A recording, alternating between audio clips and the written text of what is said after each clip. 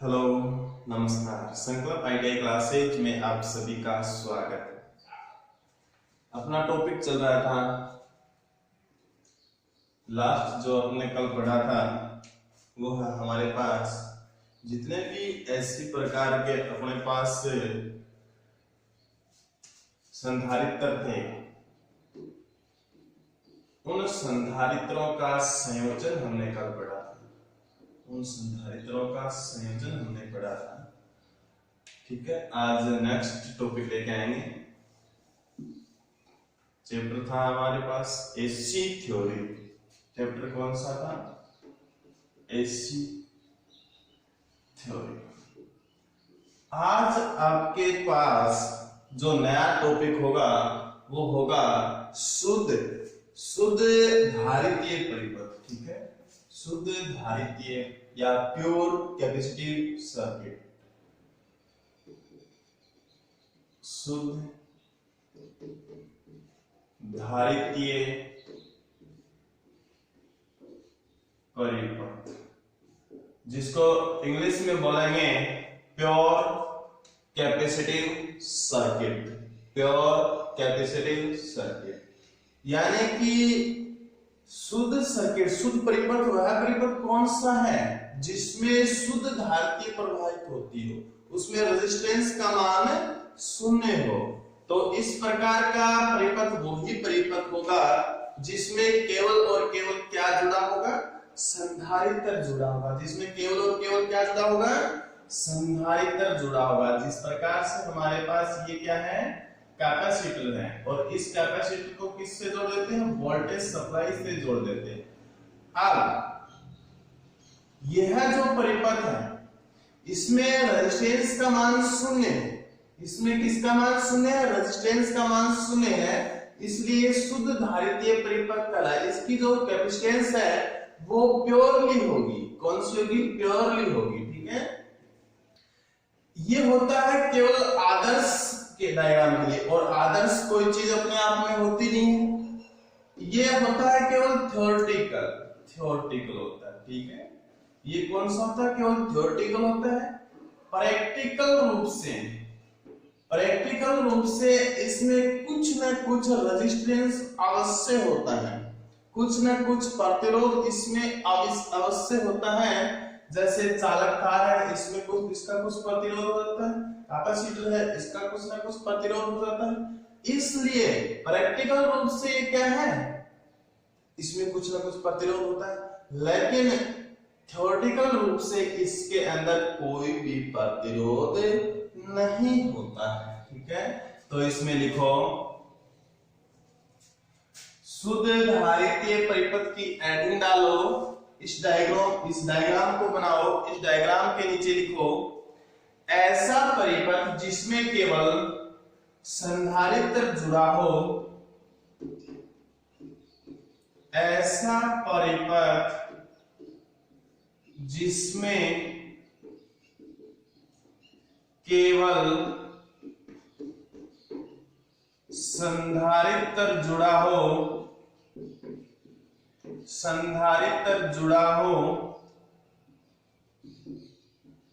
शुद्ध धारितीय परिपथ कहलाता है। शुद्ध धारितीय परिपथ कहलाता है। शुद्ध धारितीय परिपथ कहलाता है। ठीक है, इसमें केवल और केवल क्या जुड़ा होता है? संधारित्र जुड़ा होता है। क्या जुड़ा होता है? जो संधारित्र जुड़ा होता है।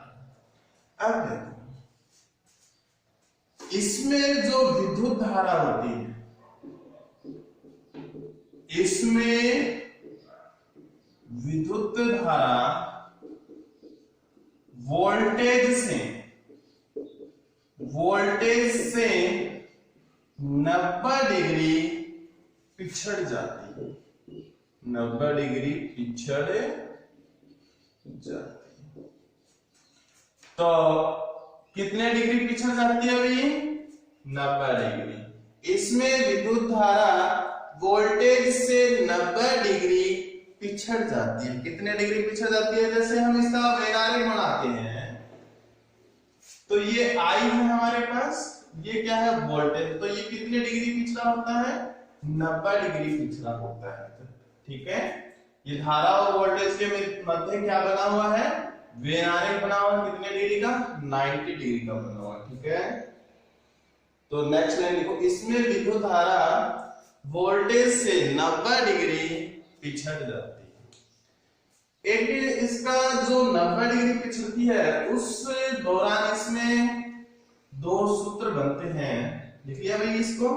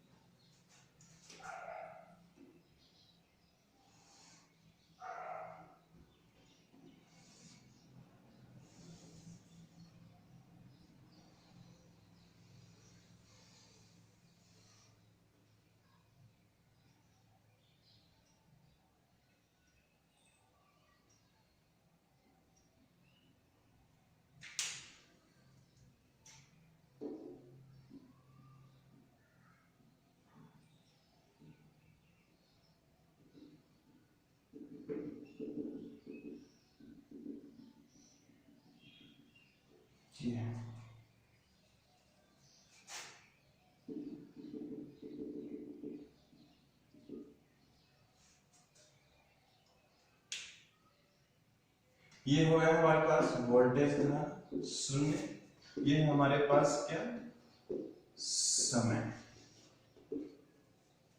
अब देखो इसमें V बराबर होता है अधिकतम voltage into sine omega T. ठीक है, और ये होता है इसके लिए वोल्टेज के लिए, धारा के लिए होगा धारा के लिए होगा I maximum sine omega T. ठीक है, इन दोनों सूत्रों के ऊपर ही क्वेश्चन पूछे जाते हैं, इन दोनों सूत्रों के ऊपर ही क्वेश्चन पूछे जाते हैं। ये तो हो गया वोल्टेज के लिए, ये हो गया धारा का। ठीक है, ये अधिकतम मान होता है धारा का, ये वोल्टेज का अधिकतम मान होता है, ये होता है साइन ओमेगा टी, ये होता है साइन ओमेगा टी। इस डायग्राम को उतारो, फिर इससे क्वेश्चन किस प्रकार से पूछे जाते हैं उसके बारे में अपन देखेंगे। तो इस डायग्राम को उतारो अच्छे से।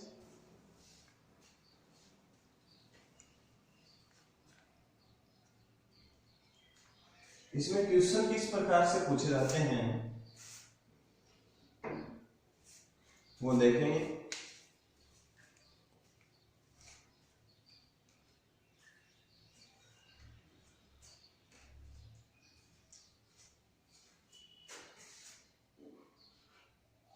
V बराबर 30 साइन 314 टी। ये क्वेश्चन हमें दे देता है और इसमें बोल देता है हमें फ्रीक्वेंसी ज्ञात करो। तो आप सोचोगे कि इसके अंदर फ्रीक्वेंसी तो पता है नहीं हमारे पास, लेकिन हमें इस सूत्र का पता है कि ये सूत्र क्या है। ये सूत्र है V बराबर V मैक्सिमम साइन 314 टी। इसमें V मैक्सिमम की वैल्यू हमें दे रखी है 30, साइन की वैल्यू नहीं दे रखी है, ओमेगा ये नहीं दे रखी है, ओमेगा की वैल्यू दे रखी है हमारे पास 314 टी की वैल्यू हमें नहीं दे रखी है। ठीक है, और वोल्टेज भी हमें नहीं दे रखा है। ठीक है, देखो हमने मैथ के अंदर एक टॉपिक पढ़ा है कि mdh बटा w, ये फर्स्ट पार्टी बराबर mdh बटा w।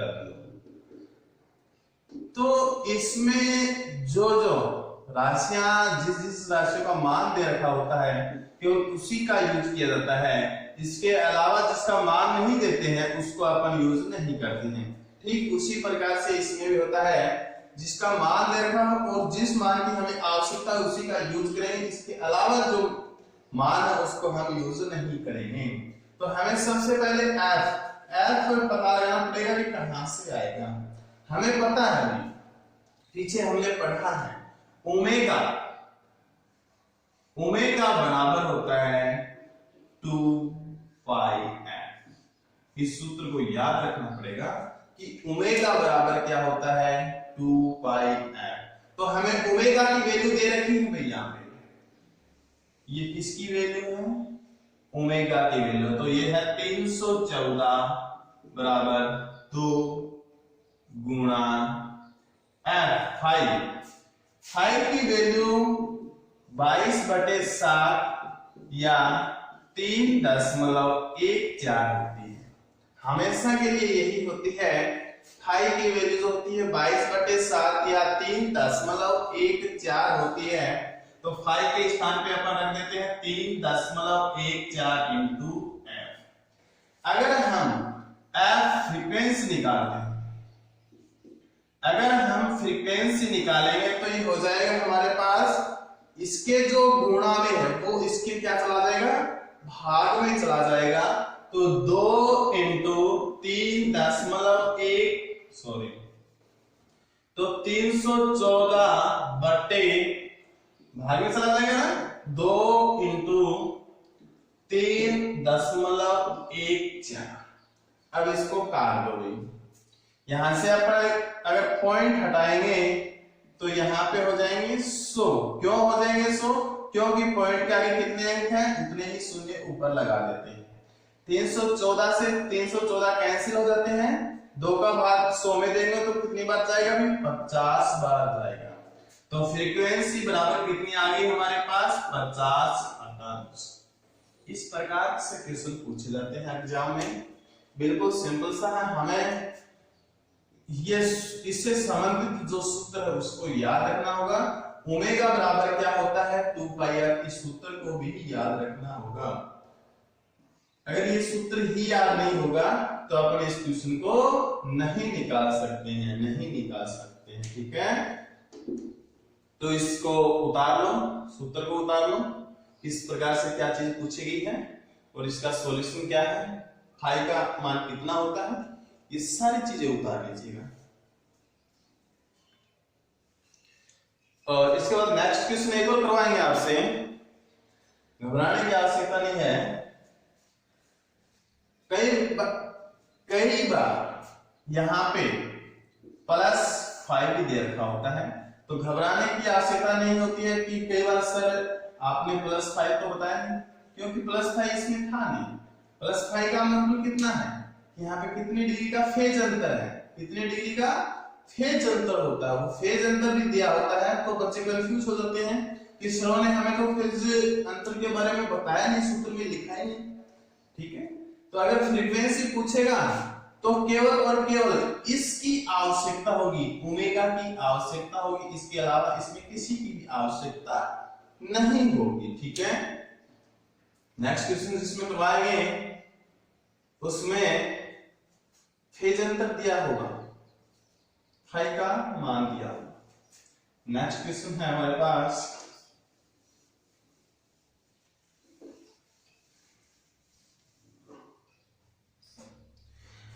नेक्स्ट क्वेश्चन जो हमारे पास है वो देखो, V बराबर है हमारे पास 413 साइन ओमेगा के स्थान पे है हमारे पास 628 टी प्लस 15 डिग्री, ठीक है। सूत्र हमारे पास कौन सा बनता है, ये वाला बनता है। V बराबर हमारे पास है V maximum sine omega T plus 5। थोड़ी देर पहले मैंने आपको बताया था कि 5 भी दे सकता है, ठीक है। तो V बराबर, V तो हमें पता भी, ओमेगा बराबर क्या होता है 2 पाई एफ। ओमेगा बराबर क्या होता है 2 पाई एफ होता है, तो इसका सॉल्यूशन घूमेगा की वैल्यू कितनी दे रखी है हमें 628। 628 बराबर क्या है 2 पाई एफ होता है। अगर एफ निकालेंगे तो हमारे पास होगा 628 बटा 2 का 2 है। पाई की वैल्यू हमारे पास क्या है, कोई सीध रख लो भाई, कोई दिक्कत वाली बात नहीं हो, 3.1। उसी प्रकार से पॉइंट हटाएं, सो 314 दूनी 628, 628 से 628 कैंसिल, तो एफ हमारे पास आ जाएगा 100 हर्ट्ज की फ्रीक्वेंसी। इसमें फ्रीक्वेंसी कितनी आ जाएगी, बिल्कुल इजी है। अगर इसी प्रकार से एक क्वेश्चन आप और करेंगे बुक में से देखकर, तो आपके और भी इजी हो जाएगा, ठीक है। तो इस क्वेश्चन को और इस आंसर को उतार लीजिएगा। इसके बाद जो हमारा नया टॉपिक है वो होगा कि इसका शक्ति व्यय कितना होता है, और शक्ति व्यय शून्य कैसा होता है, इसके बारे में हम आज से 2 क्लास पहले पढ़ भी चुके हैं, और मोटा मोटा आज भी बता देता हूं एक बार कि इसका शक्ति व्यय आपको आम भाषा में पता चल रहा है कि शुद्ध धारितीय परिपथ है। शुद्ध धारितीय परिपथ के अंदर प्रतिरोध यानी कि प्रतिबाधा कोई है ही नहीं, हमारे पास कोई भी प्रतिरोध नहीं है, और जहां पे प्रतिरोध नहीं होता है वहां पे शक्ति व्यय भी नहीं होता है, वहां पे शक्ति व्यय जो होता है वो भी नहीं होता है, तो शक्ति व्यय यहाँ पे क्या होगा, शून्य होगा। और किस प्रकार से होगा इसके बारे में मैं आपको बता चुका हूं, ठीक है।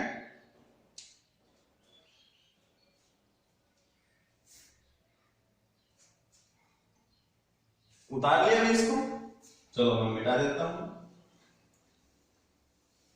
नेक्स्ट नोट डाल के लिखना अभी आपको, तो नोट डाल के लिखो। नोट यानी कि नोट का अर्थ होता है विशेष, नोट डाल के लिखो। शुद्ध धारितीय परिपथ का, शुद्ध धारितीय परिपथ का शक्ति व्यय शून्य होता है। शुद्ध धारितीय परिपथ का शक्ति व्यय कितना होता है भाई, शून्य होता है। शक्ति व्यय क्या होता है, शून्य होता है। शक्ति व्यय क्या होता है, शून्य होता है, ठीक है। देखो कैसे होता है, कई बच्चों के क्वेश्चन में दिमाग में ये क्वेश्चन घूम रहा है कि कैसे होता है, पिछली क्लास वाला तो ध्यान में भी नहीं है। तो हमें पता है, हमें सीधी सी एक बात पता है कि cos फाई बराबर होता है R/x। Capacitive reactance register, cos phi power factor, ठीक है। R की वैल्यू हमारे पास क्या है, शून्य है। R की वैल्यू क्या है, शून्य, तो cos फाई बराबर 0/x, इसकी वैल्यू हमेशा क्या आती है, 0 आती है। cos फाई बराबर 0/x बराबर 0 होता है। हमें वास्तविक शक्ति का सूत्र पता है, वास्तविक शक्ति, रियल पावर, वास्तविक शक्ति क्या होती है भाई,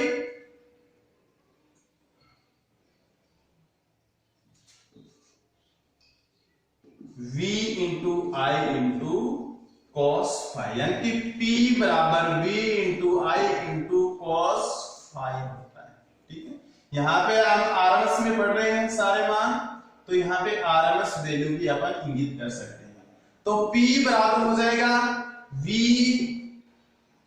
RMS इंटू आई RMS इंटू cos फाई की वैल्यू हमारे पास है भाई क्या है, 0।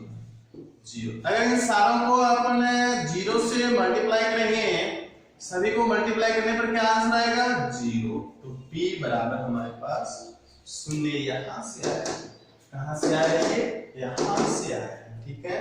तो घबराने की कोई बात नहीं है, आपको एक एक चीज से वाकिफ करवाया जाएगा कि ये चीज कहां से आई है, क्यों आई है, इसका अर्थ क्या होता है, ठीक है। ओके, उतार लिया सभी ने। अब अपन नई हेडिंग लेकर आएंगे। हमारे पास जो नई हेडिंग होगी वो होगी धारतीय प्रतिघात। भारतीय प्रतिघात जिसको इंग्लिश में बोलते हैं कैपेसिटिव रिएक्टेंस। कैपेसिटिव रिएक्टेंस, धारतीय प्रतिघात। धारतीय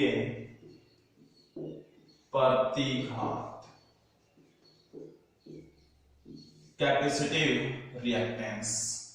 कैपेसिटिव रिएक्टेंस से संबंधित क्वेश्चन सीधा सीधा पूछ लेते हैं कि कैपेसिटिव रिएक्टेंस जो होता है उसका फॉर्मूला क्या होता है। ठीक है, उसका फॉर्मूला क्या होता है। इंडक्टिव रिएक्टेंस का फॉर्मूला हमने देखा क्या था। इंडक्टिव रिएक्टेंस का फॉर्मूला था भाई अपने पास XL बराबर 2 पाई f है।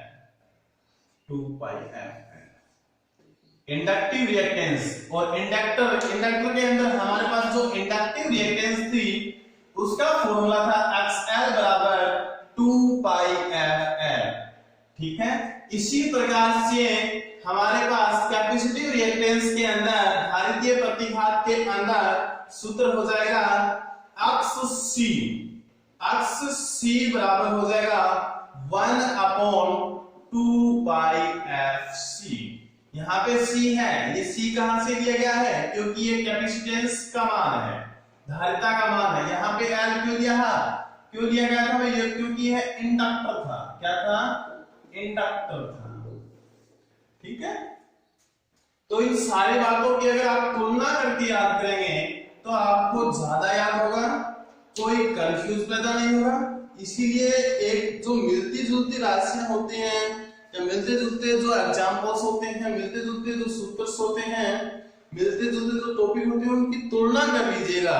अगर आप तुलना कर लीजिएगा तो इसमें कंफ्यूज वाली दिक्कत नहीं होती है फिर। ठीक है, तो धारितीय प्रतिघात के अंदर इसकी डेफिनेशन लिखो। आप लिखो, प्रत्यावर्ती विद्युत धारा प्रवाह के लिए, प्रत्यावर्ती विद्युत धारा प्रवाह के लिए संधारित्र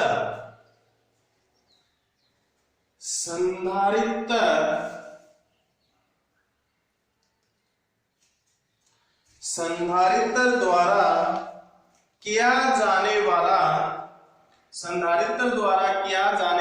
विरोध, संधारित्र द्वारा किया जाने वाला विरोध धारितीय प्रतिघात कहलाता है।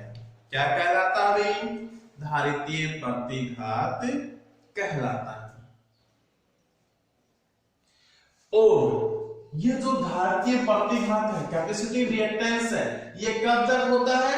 जब तक इसको विद्युत स्रोत से जोड़ा होता है।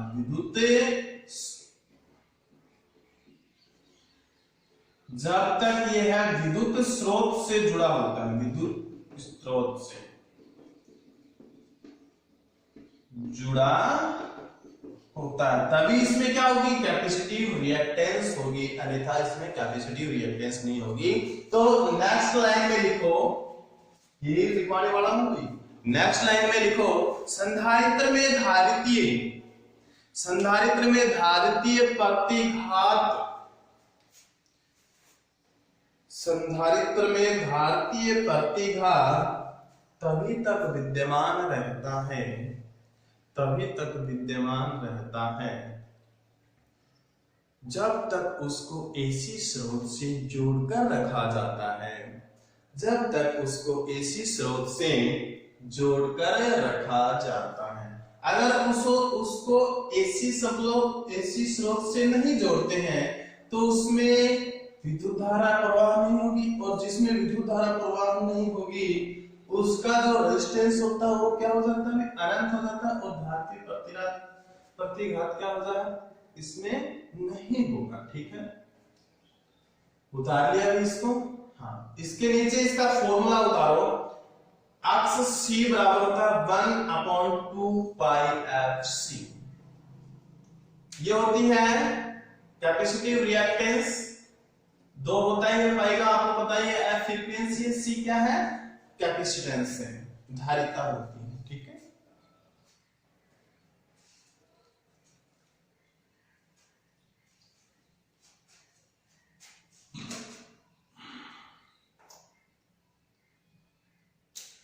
इसका लिखना चाहो तो अगर आप लिख भी सकते हो एक्स सी है बराबर हमारे पास धारितीय प्रतिघात,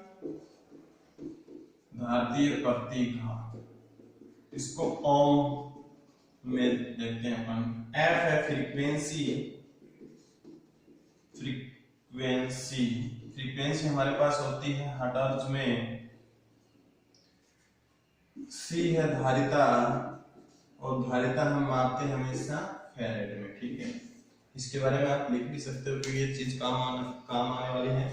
इसमें इसके जो मात्रक होते हैं इनको भी साथ में दर्शाया गया है। अब देखो, अगर इस धारितीय प्रतिघात में अपने को विद्युत धारा पूछ ले, IRMS की वैल्यू पूछ ले, तो I बराबर क्या होता है, VRMS अपॉन R के स्थान पे अपन क्या काम में लेते हैं, अक्ष C। तो इसका ये सूत्र भी उतार लेना, IRMS बराबर होता है VRMS बटे XC, ठीक है। VRMS बटे XC, IRMS बराबर VRMS बटे XC, या फिर डायरेक्ट भी इसको लिख सकते हो आप, I बराबर होता है V अपॉन XC, ठीक है। इसको उतार लो। इसके बाद में जो नया टॉपिक लेके आएंगे वो होगा प्रतिबाधा, इंपीडेंस, ठीक है। इसकी छोटी सी डेफिनेशन है, उसके बारे में लिखेंगे। प्रतिबाधा, इंपीडेंस,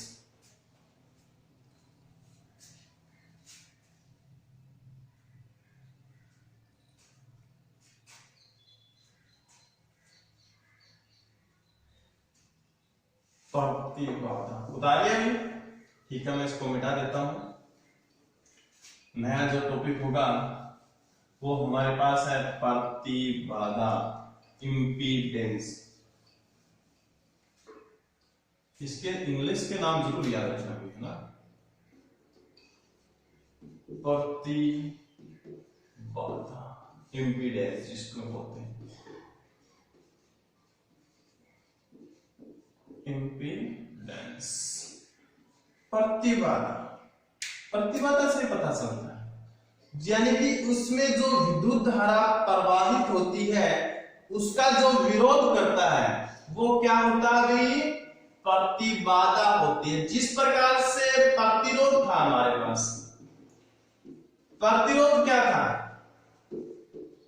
विद्युत धारा का विरोध करने वाला, विद्युत धारा का विरोध करने वाला, उसी प्रकार से कैपेसिटर जो होता है उसके डायग्राम में, उसके जो परिपथ में जो बाधा उत्पन्न होती है, यानी कि विद्युत धारा प्रवाहित करते हैं तो उसमें जो बाधा उत्पन्न होती है वो होती है प्रतिबाधा।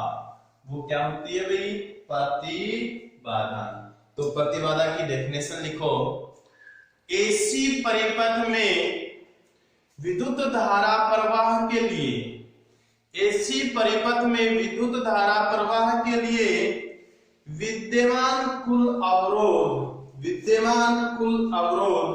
प्रतिबाधा कहलाता है। विद्यमान कुल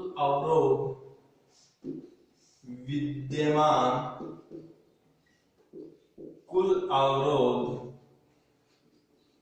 क्या कहलाता है, प्रतिबाधा कहलाता है, ठीक है, यानी कि इंपीडेंस कहलाता है। इसका प्रतीक लिखो, इसका प्रतीक चिन्ह क्या होता है भाई, इसको Z से इंगित करते हैं। और प्रतिरोध को किससे इंगित किया था हमने, प्रतिरोध को किया था अपने R से, लेकिन प्रतिबाधा को जेड से इंगित करते हैं। और प्रतिरोध का मात्रक क्या था? ओम। और इसका मात्रक भी क्या हो जाएगा? मात्रक क्या है भाई? ओम। और ओम का प्रतीक आप सभी को पता है। तो कई बार सीधा क्वेश्चन पूछते हैं कि प्रतिबाधा का मात्रक होता है, क्या होता है भाई? ओम। क्योंकि बच्चे कंफ्यूज हो जाते हैं, बच्चे को दिमाग में केवल यही क्वेश्चन घूमता रहता है कि ओम ओम ओम तो प्रतिरोध का मात्रक होता है। क्योंकि स्टार्टिंग से पढ़ना शुरू कर देते हैं बच्चे कि प्रतिरोध का मात्रक ओम होता है, इसके अलावा उसको कुछ भी ध्यान में नहीं रहता है, और इसका मात्रक वो ओम तो बिल्कुल भी नहीं करके आने वाले। तो प्रतिबाधा इंपीडेंस का मात्रक क्या होता है? हमेशा ओम होता है। ठीक है। नेक्स्ट है अपने पास पावर फैक्टर, शक्ति गुणक किसे कहते हैं? बार बार हम पढ़ रहे हैं power factor cos phi, power factor cos phi होता क्या है? अब इस पावर फैक्टर की चर्चा करेंगे। यह माजरा क्या है पावर फैक्टर का? ये बार बार नाम आ रहा है पावर फैक्टर कि कहां से आ रहा है, क्यों है, क्या है, किसका है। ऐसे सारे क्वेश्चंस के जो आपके जवाब है वो आपको अभी मिल जाएंगे। तो शक्ति गुणक, शक्ति गुणक जिसको बोलते हैं पावर फैक्टर। नया टॉपिक डालो, शक्ति गुणक। इंग्लिश में इसको बोलते हैं पावर फैक्टर।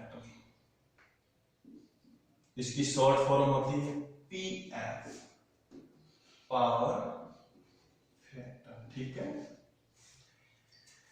देखो पावर फैक्टर होता क्या है, यानी कि वास्तविक शक्ति और आभासी शक्ति के अनुपात को क्या कहते हैं अपन? पावर फैक्टर कहते हैं। एक तो होती है अपने पास वास्तविक शक्ति, वास्तविक शक्ति, और दूसरी होती है हमारे पास आभासी शक्ति। इन दोनों का जो अनुपात होता है, इन दोनों का जो क्या होता है? अनुपात। उस अनुपात को क्या बोलेंगे अपन? पावर फैक्टर बोलेंगे, शक्ति गुणांक बोलेंगे। ठीक है। तो इसकी डेफिनेशन में लिखो, इसकी परिभाषा लिखो आप। इसकी परिभाषा के अंदर लिखो वास्तविक शक्ति एवं आभासी शक्ति के अनुपात को, वास्तविक शक्ति एवं आभासी शक्ति के अनुपात को पावर फैक्टर कहते हैं। वास्तविक शक्ति और आभासी शक्ति के अनुपात को क्या बोलते हैं? पावर फैक्टर बोलते हैं। ठीक है। आगे इसकी ये जो सूत्र है इसको उतारो, पावर फैक्टर बराबर वास्तविक शक्ति बटे आभासी शक्ति, वास्तविक शक्ति बटे आभासी शक्ति। ठीक है। अब देखो ये cos फाई का मात्रा क्या है? cos फाई अपन बार बार में लिखते हैं, cos फाई कहां से आता है? लेकिन उससे पहले हमें इनके सूत्र जो है वास्तविक शक्ति और आभासी शक्ति के सूत्र आपको बार बार बताए जाते हैं। पीएफ वास्तविक शक्ति होती है V RMS into I RMS into cos phi. ये आरएमएस, क्योंकि हम जो ये ऐसी थ्योरी पढ़ रहे हैं ये आरएमएस रूट मींस स्क्वायर में पढ़ रहे हैं। तो और आभासी शक्ति का सूत्र क्या होता है भाई? वी आरएमएस इंटू आई। अगर आरएमएस आपके याद करने में दिक्कत है तो इसको डायरेक्ट लिख सकते हो वी आई cos फाई, क्योंकि सूत्र हमने ऐसे ही पढ़े हैं, और v इंटू आई। ठीक है। तो वी आई से वी आई कैंसिल, तो यहां भी वी आई से वी आई कैंसिल, तो पीएफ कितना है हमारे पास? cos phi. ठीक है। तो यहां पे भी क्या आ जाएगा? पीएफ बराबर हमारे पास आ जाएगा cos फाई। ठीक है। cos five. ये होता है पावर फैक्टर। क्या होता है? पावर फैक्टर होता है। तो पीएफ हमें पता है, कोस फाइव, थोड़ी देर पहले पढ़ा था आपको ने, कोस फाइव बराबर होता है आर अपॉन जेड। इसको उतार लीजिए, यहां से शुरू करना, यहां से लेकर इसको यहां तक उतारना।